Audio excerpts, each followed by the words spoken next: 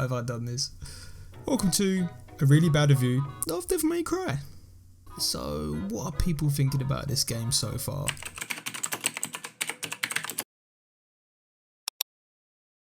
Nine! Ooh, you guys aren't going to be happy with me at the end of this. But before we start, I try not to reveal too much, but I'm going to chuck this in here just to cover my own back.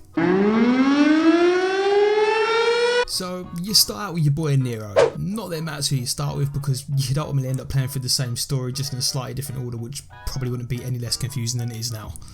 After sitting through an almost carbon copy of Deadpool's opening sequence, the story continues down the path of vague and misleading information, if you're actually presented with it at any point that is. You mostly jump around from mission to mission with little to no explanation of what's going on other than the fact that you're trying to fight this big guy here, which they make extraordinarily clear by having him kick your ass over and over again.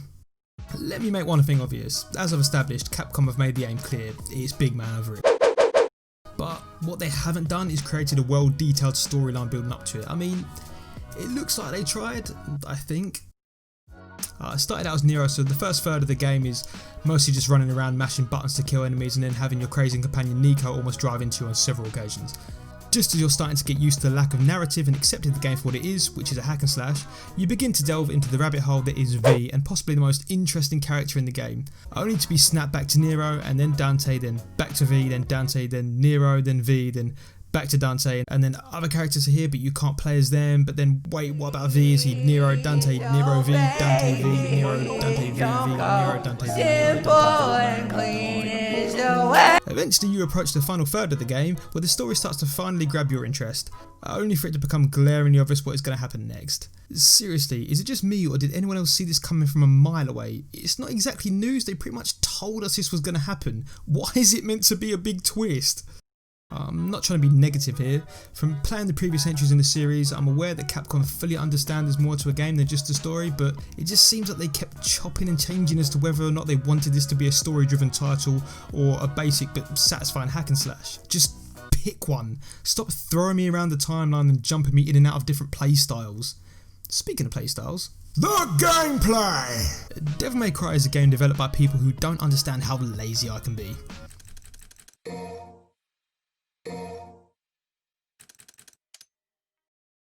Yes, I get it. You're such a noob, I can't believe you used auto assist. I don't care, it's a hack and slash at the core. Spamming 2 buttons instead of spamming 4 really doesn't change the experience of the game. And yes, I did try it on manual mode and it really wasn't much different except for the fact that I had to press the corresponding button to execute enemies when playing as V. That's pretty much it. Honestly, for me, this was no less rewarding than executing the moves manually, and the penalty is so minor it isn't worth the effort of making your life harder. Either make the move simple or rewarded enough that learning the correct inputs and combinations is worthwhile, or just make and leave the game on auto assist by default. I understand there's different types of gamers out there that prefer different methods, but these two methods don't differ enough to justify separating them. In terms of the actual combat, it's pretty fun. My biggest gripe with the constant switching characters isn't that you have multiple characters to play with, it's that the changes happen too frequently to properly invest any time into that particular person. Dante and Nero are the main characters, so it only made sense to forcefully invest my upgrades into them and not with the V. Most of my orbs were spent on Nero, as he is the biggest selection of moves and upgrades to choose from and is hands down the most entertaining character to play as in terms of combat. Don't get me wrong, we all love our anti-hero Dante. He's essentially the face of the game, but when it came to combat, with the exception of Devil Mode, Nero hands down is the best character in my opinion. But regardless of your choice to use auto assist or not, combat generally functions on a decent standard. It's fun, you can chain together combos relatively smoothly, the moveset is unique to each character and everyone has their pros and cons. With the exception of V, you get a large range of moves to execute and in Dante's case quite a few weapons as well. The inclusion of Nero's Devil Breakers was entertaining and unique given that each one had its own style and the developers didn't skimp on the amount they included. However, as mentioned before, the combat does have its downsides. For a start, it's just too easy. Again, even when I played without auto assist, no enemies really gave me any trouble until late game, and even then it was mostly down to me being careless simply because I got used to the lack of challenge. The game does offer different difficulty options, but once you've unlocked a mode difficult enough to make the game a struggle, you've learnt enough about the enemies to basically counter them all perfectly anyway. Oh, and you have way too much health, like excessive amounts. And it's too easy to get more, collect the orb fragments or just buy more, it's really that simple. And And finally the camera. I could deal with it when I was moving around exploring. It wasn't always ideal, but once I pushed the camera further away using the options, it was acceptable. It did the job and you can move it around and center it pretty much as you need to. What I didn't appreciate is how the camera liked to plonk itself wherever it felt necessary during combat, especially when the current environment started to get a little bit overcrowded.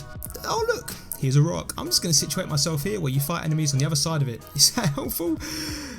Well, actually, it doesn't really matter all that much. The lack of challenge and ease of combat meant that I mostly didn't need to see what was going on anyway, but the camera was still annoying as hell in these situations. It just likes to get far too close and involved when the previous titles generally gave you a better perspective of the battlefield. The one positive about the new closer camera is it really showed off how good the game looked, and that brings me to my next point. The graphics! There are some parts that didn't look so great, but on the whole they were pretty impressive. The environments were probably the largest letdown of the set. With Capcom opting to stick to its roots, the environmental design can come across a fraction dated, especially with the overlaid animation on certain objects that were meant to look like textures. It just didn't really fly smoothly with me.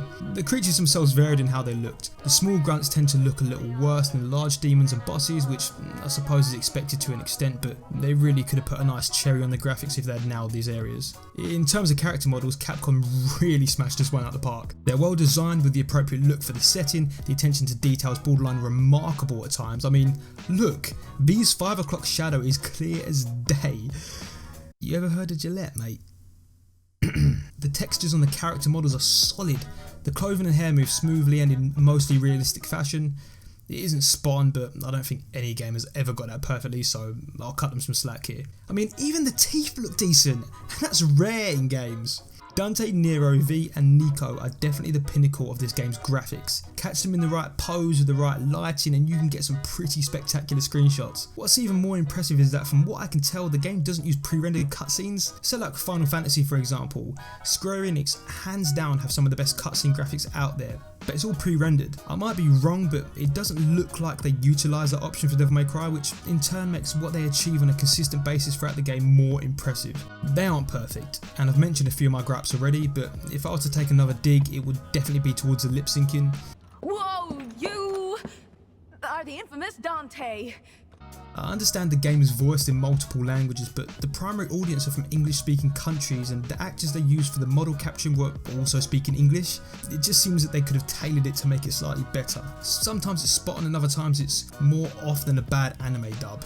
But saying that, I don't want to end my discussion on the graphics on a negative note, so in general I will say they were definitely above expectations, with some of the most impressive character models I've seen for a while. And finally, to summarise, the story!